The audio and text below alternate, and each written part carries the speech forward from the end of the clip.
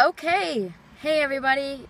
It has been a crazy summer, to say the least, and I haven't written in a really long time, and I'm gonna maybe try and catch up through some vlogs or something, because I write a bunch of posts in my head and they never quite get through to my fingers onto the page. Somewhere in the middle of it I think, oh, that's really maudlin, or who cares, or I'm too tired, or fuck it. And I can't tell where I'm supposed to be looking. Like, if I look right here, does it look like I'm looking at you? Am I looking at you? Does it look like I'm looking right at the camera? I don't know. Who cares? Because otherwise I try to like do this and like look at me, and then it looks obviously like I'm not looking at you. So I hope I look like I'm looking at you. Anyway, whatever. Vlogs are fucking vain anyway, so I spent most of the summer in Wisconsin, it felt like, and, you know, trying to help my mom and dad out and be with my dad while he dealt with cancer.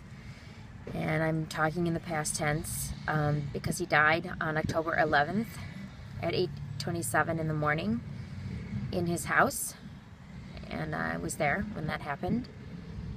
And then 10 days later, I put my cat down, who was my cat for 20 years.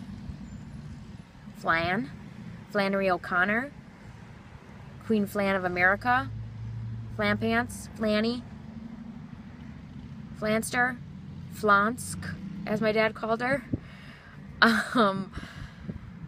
She had so many nicknames. And it's so weird because I'm sad about them both, and but I was with Flan for my whole adult life, half of my life, 20 years, and I saw her every day pretty much, except for when maybe I was on some vacations and stuff like that. And I didn't see my dad every day.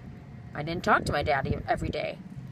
In fact, like when I was like in my good old drinking days, like I don't know, like I really did not see my parents a lot. And even when I got sober, I didn't see my parents a lot. Like, I'd go 3-4 months without seeing them.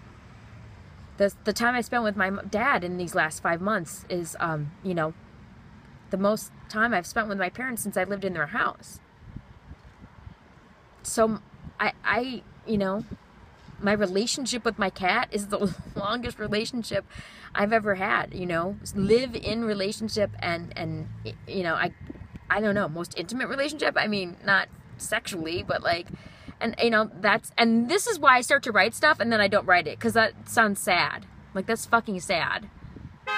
But it is what it is. That's true. And I miss her like a lot, and I feel more sad about it. Not really, but yes, really. And that sounds sad, and I'm guilty about that. And part of it too is I had to go into robot mode with my dad, you know, and help my mom with the funeral arrangements, and like be strong, and like be a voice of like sanity and reason and stuff like that. So she was 4:27 p.m.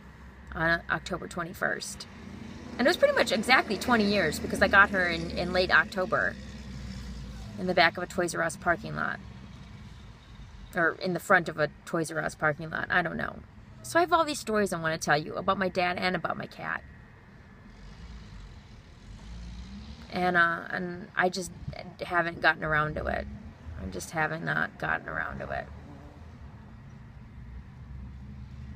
So anyway, I was going to do this thing called like eulogy in a series, you know, and do part 1 and part 2, part 3, and as I told all the different stories about my dad, and now I have like Flan on top of it.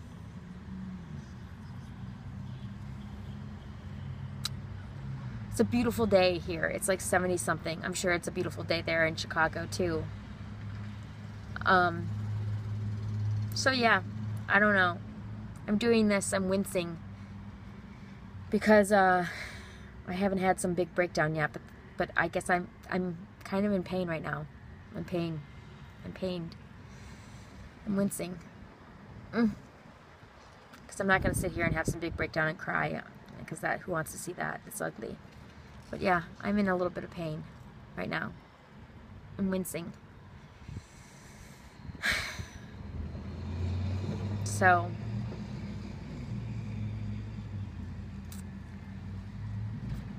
this is where I'm going to start, I guess. I'm going to dive back in.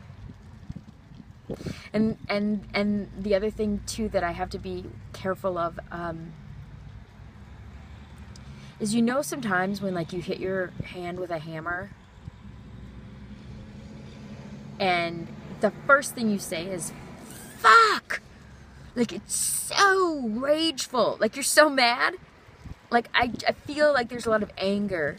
Like I feel like the chemical transformation of all of this sadness and all of this pain is that there is a lot of rage. Like, so I feel like I need to be careful.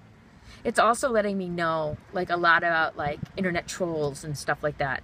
Like, you know, like Facebook conversations and Facebook internet interactions, you know what I mean? I was just thinking about this conversation, it was this thing about, can you drive a bicycle drunk, which is illegal or illegal, and you're not supposed to, which then begat, you know, the idea of like, you know, are bicycles the same as cars? And instantly all, like, that takes about 0.0002 seconds for that to like devolve into the like bicycles versus drivers convo.